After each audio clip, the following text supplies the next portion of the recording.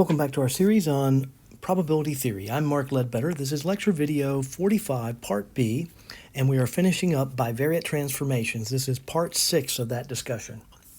So far, we have done several examples of continuous bivariate transformations. We've discussed the Cauchy distribution, the beta distribution, which are new to us in this section, and we've done several examples. So the discrete transformations are different because there is no Jacobian. So there really is no theorem on how to do this. We have to use our logic and probability, ideas about probability to get this transformation correct. So let's do this quick example, fairly quick example. We're going to let x be a Poisson distribution with parameter lambda 1, and y be a Poisson distribution with parameter lambda 2. We want to find the distribution of x plus y. So we're going to let u be x plus y. If you remember back, when we did this before, having u equals x plus y, we need to let v equals y. And even though that was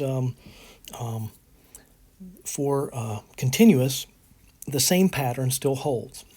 We need to note that v, which is y, is less than or equal to u, because for the Poisson, remember that x equals 0, 1, 2, etc., and then y equals 0, 1, 2, etc., because we're doing counts. So we can have 0, 1, 2. The Poisson is about counts. So x plus y has to be greater than or equal to just y, and y is v. Okay. So we find the joint range of A, and we have x and y such that x equals 0, 1, 2, etc., y equals 0, 1, 2. And then if we consider u independently, we can let u be 0, 1, 2, and then for v, and this makes the most sense, or does it? Well, it doesn't matter. So we're letting v be up to 1. V is less than or equal to u. So that means that v could be 0, 1, 2, up to u, whatever the value of u is, not up to infinity, which is what we have here. We just keep going towards infinity. We never get there, but we can approach it. Okay. If we consider v independently, or write v independently, then we would have v is going from 0, 1, 2, and u is greater than or equal to v, so it has to start at v plus 1, etc. Okay? Now, the joint PDF of x and y, we said that these were independent. So you have to read the notation very carefully and make sure that you look for whether they're independent. If they're not independent, then we have to use other methods to find the PDF. So the joint PDF here is going to be f of xy, and remember that x is e to the negative lambda 1 to the x over x factorial, and the PDF of y is e to the negative lambda 2 raised to the y over y factorial.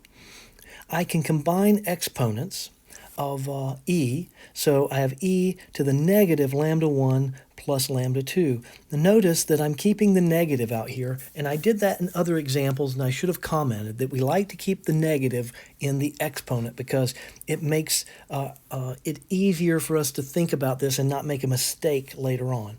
And then we have the combination, or the rearrangement of the rest of the parameters and variables. Okay. Now, the joint PDF of u and v is going to be done using basically the PDF method, okay, the CDF method. So we're using u and v, g of u and v. We're rewriting that as the probability that u is equal to u and v is equal to v. Now, we can't do this when they're continuous because the probability that you're equal to anything is 0 when you're continuous. But with discrete, that's not true.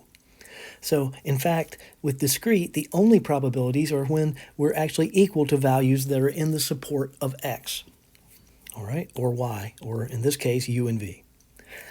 And then we can rewrite this by making the substitution for u, where we're substituting in x plus y for u and y for v, okay? And then we solve for x. So we do the inverse transformation.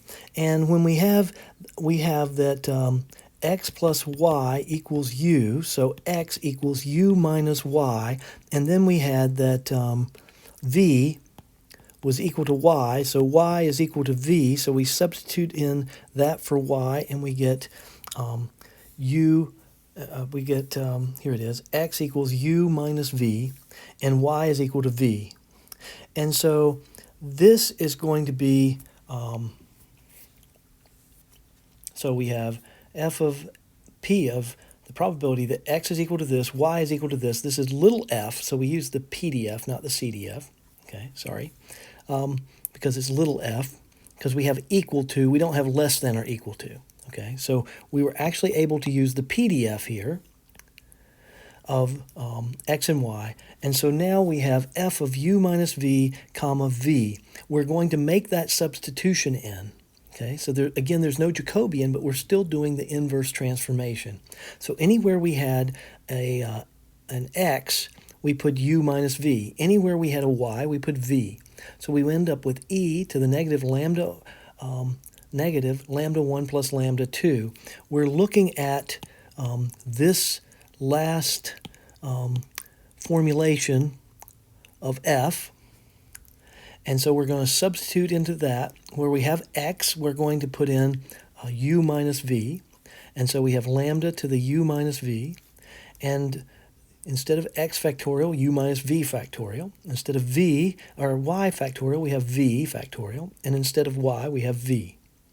Okay, so this is the joint PDF of u and v. All right, now we want to find the marginals. So to find the marginals for discrete, we sum. We don't have integration, we have summation. And so we have the sum from v equals 0 to u. You have to go back to your joint ranges. We call this b. I don't know why I started calling it r, but b. Whoops, not very good. There we go. And so we have, if u is independent, so if we're summing across v to find the marginal of u, we'll sum across v, and we plug in, and remember this doesn't have anything to do with u or v, the e to the negative lambda 1 plus lambda 2. And so we have to sum from 0 to u if we're summing across v. And then we plug in, and we have this expression.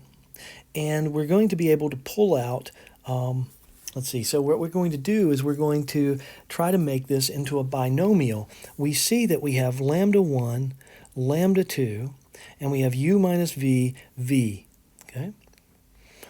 And so we see this u minus v and lambda 2 to the v, and add that together, you get u.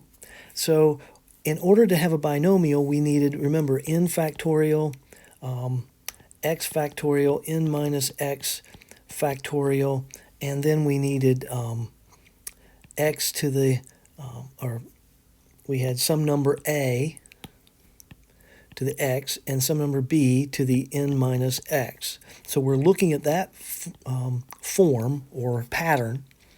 And so we needed, in this case, when we look at this, we need u factorial on the top here in order to have this form. So place u instead of n, and x can be v in this case.